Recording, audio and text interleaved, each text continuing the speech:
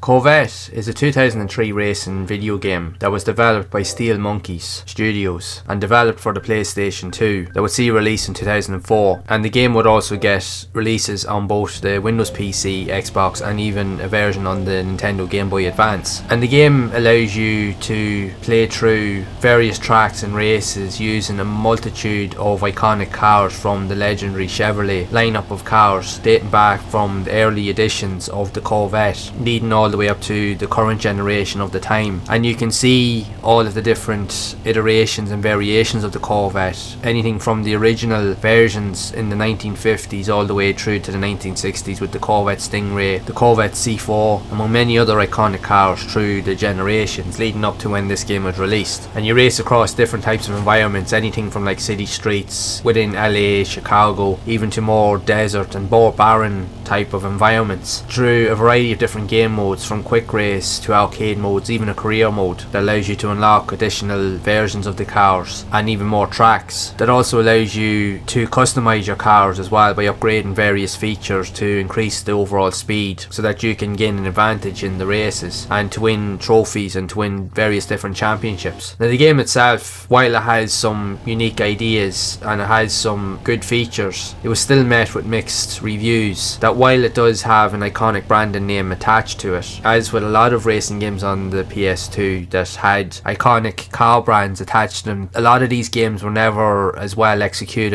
as well as they could have been, which was a pity. But in saying that, the early segments of this game, even I will admit, it is tough to get to grips with the handling physics, because again, each of the cars, because the majority of cars, because with it being a Corvette, it's rear wheel drive, so you will spend a lot of time driving at high speeds, but you will also spend a lot of time sliding off the course as well, because you will have very little grip. So there's definitely a balance between trying to figure out the various handling characteristics of each of the cars in the game, because again, they're all different. And when you're first starting out, it is one of those games that will test your patience and it will frustrate you at times, because it can be quite difficult. Again, getting used to the controls of the cars, but also to deal with the aggressive computer AI. But in saying that, once you get used to the cars that you're racing as, and you get familiar with the track layouts, and you understand how to take corners and how to slow down and how to speed up and all of you and utilising all of those intricate aspects, you will definitely be able to master the game to some degree, to a point that when you do manage to get past first place and you do understand the track layouts, you will eventually be able to build up quite a significant lead where you can build up a few seconds so you can race comfortably. As long as you don't lose concentration and you go off the track, you'll be pretty much alright. Now, it's not the best racing game on the PS2, far from it. And the crazy thing is, the PS2 is home to a ridiculous amount of racing games, and the thing is, they all do vary in quality. You've some excellent, if not some of the best racing games you'll ever see on any console, but you also do have some kind of mid-range and even more mediocre style games. It really is a mixed bag in terms of the games that are on offer, and this game is definitely somewhere in between with regards to the heavy hitters and even the low budget entries that would have been seen on the system. But it's still a good solid experience for anyone that wants to play a different type of racing game, that especially if you're a fan of even the Corvette brand or the Chevrolet brand, it's definitely something that is worthwhile experiencing. Right, it's not the most refined racing game, even spending time playing it, I will admit myself, and even going back over various aspects I mentioned previously, it does take a while to get used to the various dynamics of the game, and again, getting used to each of the cars. But once you do master the tracks, that's the main key thing. If you can understand the track layouts, regardless of the cars that you're using, gradually you'll be able to improve. It's just one of those games that for the most of us, you do have to put time into, and I think that's the idea behind many of these games, right? They're never the most refined games, they're not the best racing games by all means, but they are games that can be quite rewarding if you do put time into them. Yes, they will be challenging, but once you overcome various hurdles, you will have a good experience with them. But I think for most people, even years back, many gamers I think would not have even put a lot of time into these games, because they would have found it too difficult to start out with, and they would have been just like, no, I'm not playing this anymore. But in saying that, for me personally, I generally like to give the game the benefit of the doubt, and games like this here, yes, I will admit they're not as good compared to other games, but they do present something that's unique, and they will challenge you, they will test you, but they will present a really good sense of reward and achievement if you do put time into it. And I did find that with this game. Yes, it was difficult at the start, but the more I played it, the more I started to get into it, and I started to understand the control physics of each of the cars, and I started to enjoy the game then. And that's the thing, it really is just one of those games you just have to put time into, but it really just depends on the player. Some players will enjoy it it, some players won't. That's just the way that it is. But it's just another one of those games that